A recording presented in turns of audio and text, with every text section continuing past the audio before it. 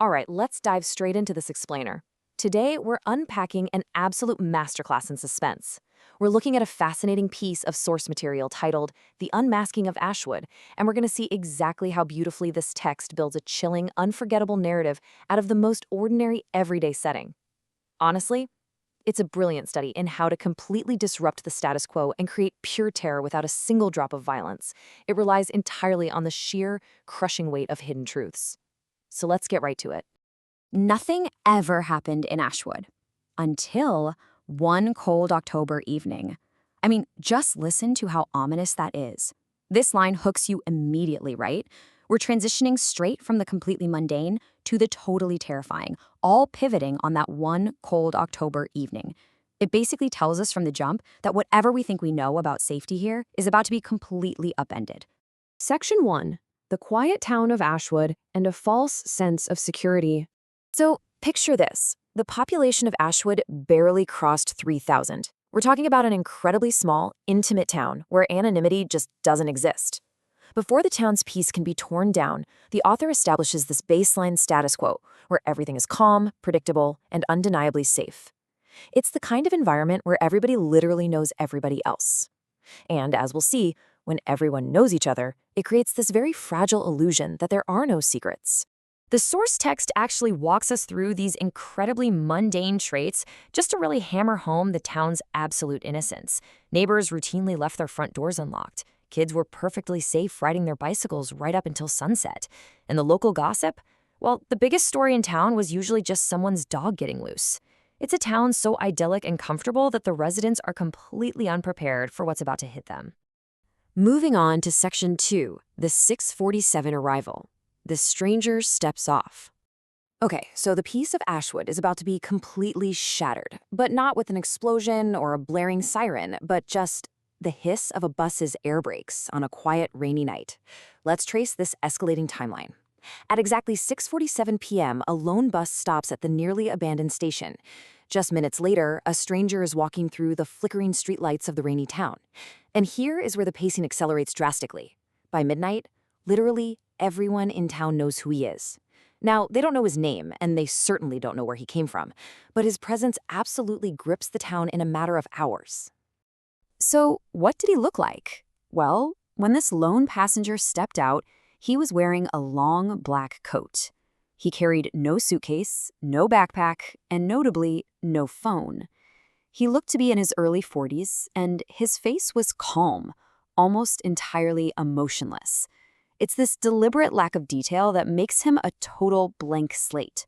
He doesn't look like a physical threat at all, but the sheer emptiness of his demeanor is just deeply, deeply disturbing. And here's where things get really weird. The bus driver later told police something incredibly strange. He could easily recall the stranger's coat, his shoes, and even the exact color of his eyes. But whenever he tried to picture the guy's face, his mind just went completely blank. It's this bizarre mental block that elevates the stranger from just a random traveler to something entirely inexplicable.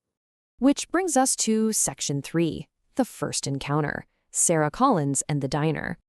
Let's meet our first subject, Sarah Collins. She's the owner of Ashwood's only diner.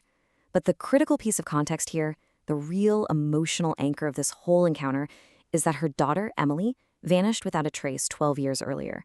So Sarah is just wiping down tables at closing time when the bell above the door rings. The stranger walks in, and instead of asking for food, he orders absolutely nothing. He just stands there and looks directly into her eyes. And then he quietly delivers this line. "You still have the letter your daughter wrote before she disappeared?" Imagine hearing that. The impact on Sarah is absolute paralysis. I mean, this wasn't local town gossip. This was a secret she had hidden away beneath a loose floorboard in her bedroom.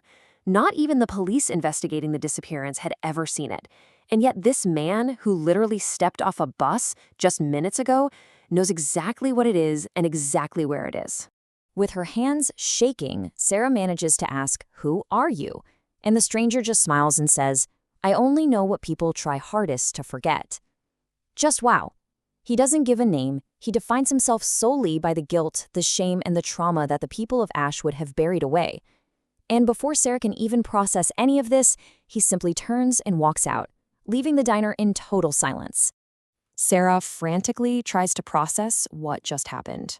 She rushes straight home, immediately lifts up that loose floorboard, and she finds the hidden letter. It confirms the terrifying truth. It was still there, completely untouched, exactly where she left it. And then she locks every single door in the house, because for the first time in 12 years, that false security of Ashwood is completely broken for her. She is feeling true, visceral fear. That kicks off Section 4. The contagion of fear. Panic spreads through Ashwood. By the very next morning, the whole town is desperately trying to rationalize the impossible. Because that isolated incident at the diner? Yeah, it's no longer isolated. Rumors spread like wildfire. People start whispering, maybe he's some sort of undercover detective. Others have suspicions that he's a highly sophisticated con artist, pulling some elaborate trick. But all those logical explanations fall apart incredibly fast, because before noon, another deeply held secret comes out. And then another. More and more people are encountering him, and the rationalizations are completely failing. By sunset, the true horror fully takes hold. Every single person the stranger spoke to heard something impossible, something only they knew. The horror here isn't that he's violently attacking them. It's his inexplicable knowledge of their deepest, most heavily guarded secrets. He is literally turning their own minds and their own hidden pasts against them. Now, the entire town of Ashwood is utterly terrified, because everybody realizes a very simple, inescapable fact. The illusion of a safe, quiet little town is totally dead. And the narrative leaves us hanging on one incredibly chilling question. Who will he speak to next? It really makes you wonder, doesn't it? If he stepped off a bus in your town tonight, what secret of yours would he already know? Thanks so much for joining me for this explainer, and I will catch you on the next one.